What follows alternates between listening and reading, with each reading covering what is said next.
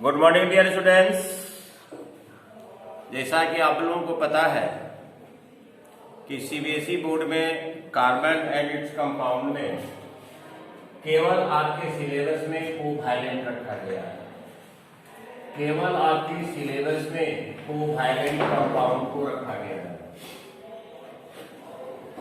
आपके सिलेबस में covalent compound को रखा गया है। तो डियर स्टूडेंट्स, आज मैं कोवैलेंट कंपाउंड के संदर्भ में कुछ चर्चा कर रहे हैं। तो कोवैलेंट जो कंपाउंड है, कोवैलेंट कंपाउंड के पहले सबसे पहले हम लोग यह जानना चाहें, saturated hydrocarbon, saturated hydrocarbon, saturated hydrocarbon which compound is formed, which compound is formed only carbon and hydrogen, only carbon and hydrogen, carbon and hydrogen are called hydrocarbon. वैसे कंपाउंड जो केवल कार्बन और हाइड्रोजन से बने होते हैं, वैसे compound जो केवल कार्बन और हाइड्रोजन से बने होते हैं उसको कहते हैं हाइड्रोकार्बन।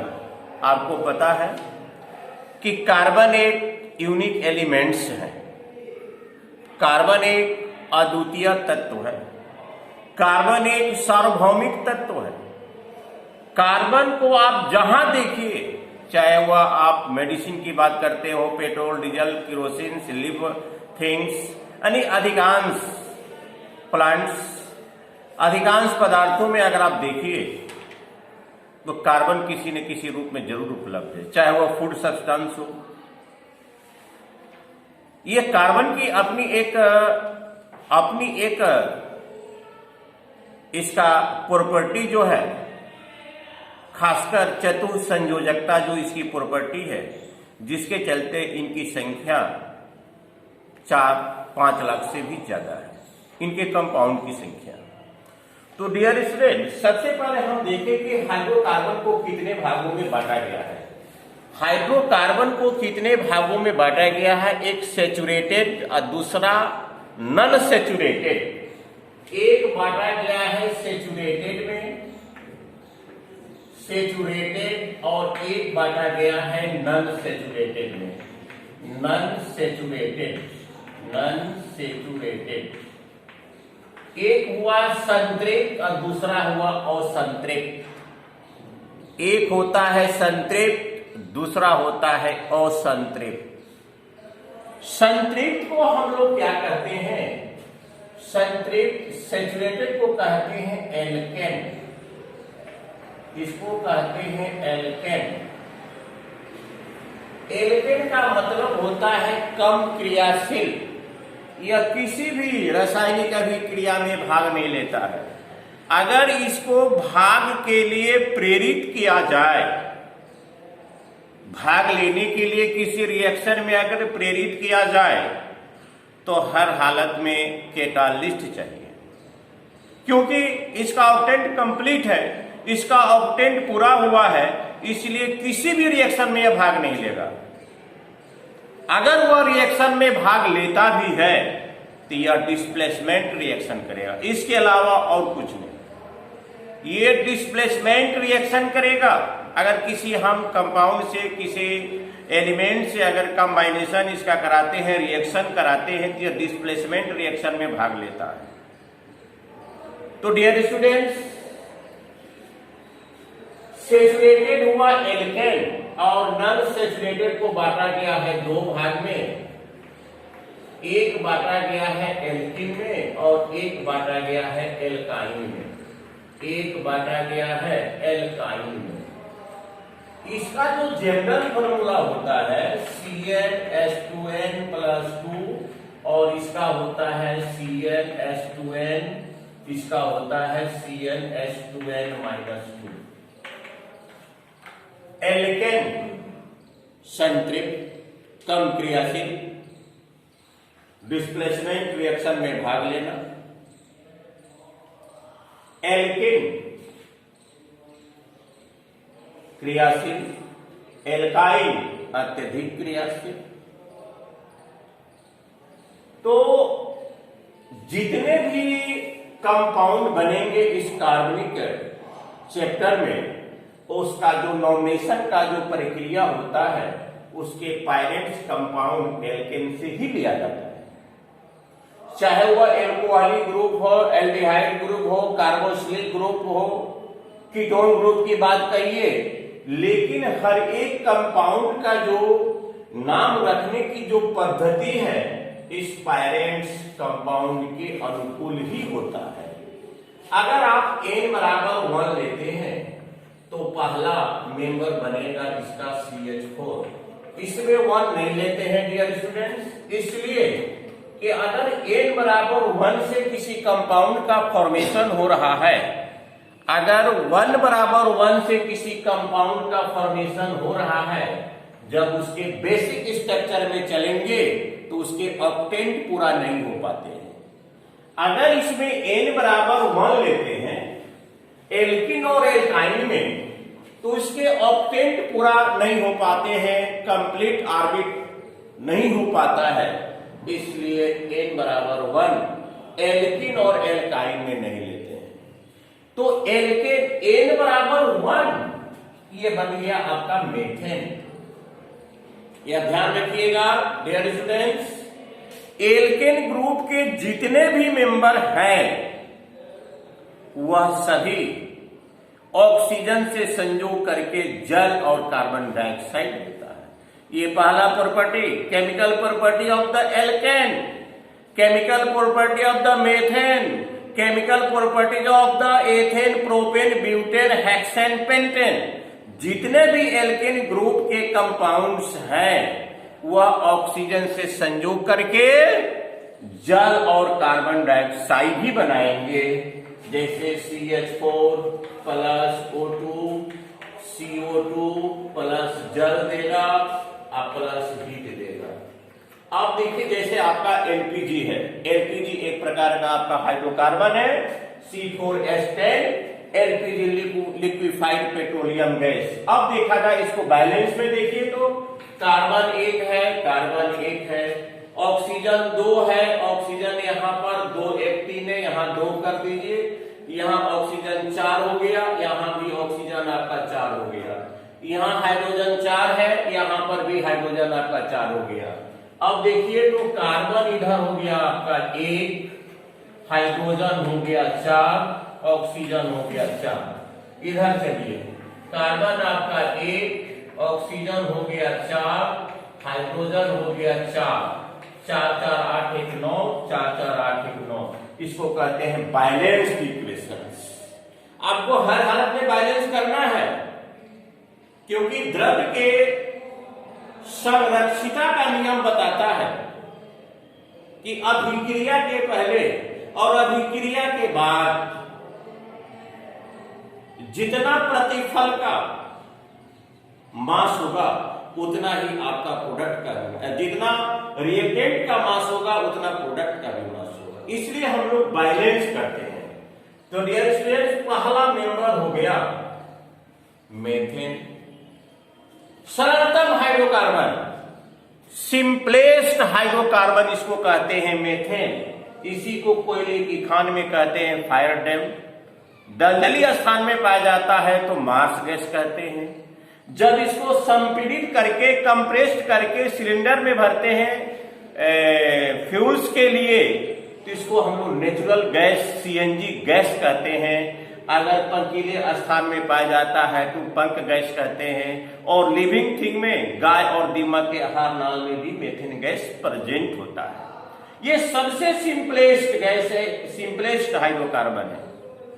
n बराबर अगर आप 2 लेते हैं तो बनेगा C2H6, n बराबर 3 लेते हैं तो बनेगा C3H8, n बराबर 4 लेते हैं बनेगा C4H10, n बराबर 5 लेते हैं तो बनेगा C5H12। इसको कहते हैं ethane, methane, ethane, propane, butane, pentane. ये आपका एल्केन ग्रुप के कंपाउंड्स हुए। अगर आप इसके बेसिक स्ट्रक्चर इलेक्ट्रॉनिक डॉट की बात करते हैं तो हर जगह आप सिंगल बॉन्डेशन पाएंगे। एग्जाम में पूछता है कि मेथेन में कितने कोवैलेंट बॉन्डेशन है, मेथेन में कितने कोवैलेंट बॉन्डेशन है, एथेन में कितने कोवैलेंट बॉन्डेशन है, प्रोपेन में कितने हैं। तो सबसे पहले मैं मेथेन की चर्चा कर रहा हूं कि मेथेन में कोवैलेंट बॉन्ड कितने होते हैं वह देखिए। ये कार्बन के आउटर मोस्ट में 4 इलेक्ट्रॉन और 4 हाइड्रोजन परमाणु एक एक इलेक्ट्रॉन का साझा करता है। 4 हाइड्रोजन परमाणु एक एक इलेक्ट्रॉन का साझा करता है। तो देखिए तो हाइड्रोजन का भी ऑक्टेन पूरा हो जाता है, कार्बन का भी ऑक्टेन पूरा हो जाता है। ये आपका हुआ इलेक्ट्रॉनिक डॉट, ये हुआ इलेक्ट्रॉनिक डॉट। अब चलिए इसको अगर इस रूप में लिखते हैं, अगर सिंगल लकीर दे रहे हैं, सिंगल लकीर दे रहे हैं तो ये हो गया आपका 2 इलेक्ट्रॉन को इंडिकेट करता है। यह स्ट्रक्चर फॉर्मूला, ये स्ट्रक्चर हुआ, ये स्ट्रक्चर फॉर्मूला हुआ और ये आपका सूत्र हो गया, ये फॉर्मूला हो गया। तो मेथेन जो है, अब पूछा जाएगा आपसे कि भाई मेथेन किस प्रकार का हाइड्रोकार्बन है, तो सैचुरेटेड हाइड्रोकार्बन है। इसमें कितने कोवैलेंट बॉन्ड हैं, तो 1 2 3 4, 1 2 3 4, इसमें 4 कोवैलेंट कंपाउंड। अब कोई पूछे आपसे, जवाब आपसे यह पूछा जाए, प्रश्न यह पूछा जाए कि डियर स्टूडेंट्स आप ये बताइए मेथेन का कैलोरीफिक वैल्यू एथेन से अधिक क्यों होता है, एथेन का कैलोरीफिक वैल्यू प्रोपेन से अधिक क्यों होता है, प्रोपेन का कैलोरीफिक वैल्यू ब्यूटेन से अधिक क्यों होता है, ब्यूटेन का कैलोरीफिक वैल्यू पेंटेन से अधिक क्यों होता है। कहीं से भी आपको प्रश्न पूछा जा सकता है। तो डियर स्टूडेंट्स आपको यह पता है प्रकृति में जितने भी कंबस्टेबल सब्सटेंस हैं, प्रकृति में जितने भी कंबस्टेबल सब्सटेंस हैं उसमें हाइड्रोजन का कैलोरीफिक वैल्यू सबसे अधिक होता है, 150 155। हाइड्रोजन का कैलोरीफिक वैल्यू सबसे अधिक होता है। तो प्रकृति के जिस कंबस्टेबल सब्सटेंस में, प्रकृति के जिस कंबस्टेबल सब्सटेंस में हाइड्रोजन उपलब्ध होगा, स्वाभाविक रूप से उसका कैलोरीफिक वैल्यू अधिक होगा, स्वाभाविक रूप से उसका कैलोरीफिक वैल्यू अधिक होगा। एक लकड़ी का चर्चा करते हैं, एक वुड का चर्चा करते हैं कि हम लोग लकड़ी का उपयोग जलावन के रूप में भाई क्यों करते हैं। लकड़ी में कार्बन है, हाइड्रोजन है, ऑक्सीजन है। कार्बन खुद कंबस्टेबल सब्सटेंस है, oxygen supporter of the combustion and hydrogen खुद ज्वलनशील गैस। इसलिए लकड़ी को जलाने के बाद भारी मात्रा में ऊष्मा मिलता है, इसलिए इसका उपयोग हम लोग जलावन के रूप में करते हैं। तो हम बता रहे थे कि मेथेन, अगर मेथेन एथेन का कंपेयर किया जाए, देखने में तो लगता है हाइड्रोजन ज्यादा है आपके एथेन में, लेकिन अगर इसका रेशियो निकालते हैं, कार्बन 1 के बनिस्पत 4 हाइड्रोजन और कार्बन 2 के बनिस्पत 6 hydrogen. According to the basic structure of the methane and the ethane, we obtains ratio of the carbon and hydrogen in the methane and ethane। तो अगर हम रेशियो निकालते हैं तो हाइड्रोजन का रेशियो एक कार्बन के साथ ज्यादा है और जबकि इसमें कम है, इसलिए मेथेन का जो कैलोरीफिक वैल्यू होगा वो हाइड्रोजन से अधिक होगा। और दूसरा प्रॉपर्टी मेथेन का एल्केन ग्रुप का, यह डिस्प्लेसमेंट रिएक्शन में भाग लेता है, ये डिस्प्लेसमेंट रिएक्शन में भाग लेता है। यह तो पहला बात कि यह सैचुरेटेड है, संतृप्त है, अपनी इच्छा व्यक्त नहीं करता है अन्य सब्सटेंस से, अब अन्य सब्सटेंस से रिएक्ट करने का। अगर इसे रिएक्ट कराया जाए, अगर इसे रिएक्ट कराया जाए तब देखिए क्या होता है। ये मेथड कहता है कि भाई हमारे लिए कैटालिस्ट चाहिए।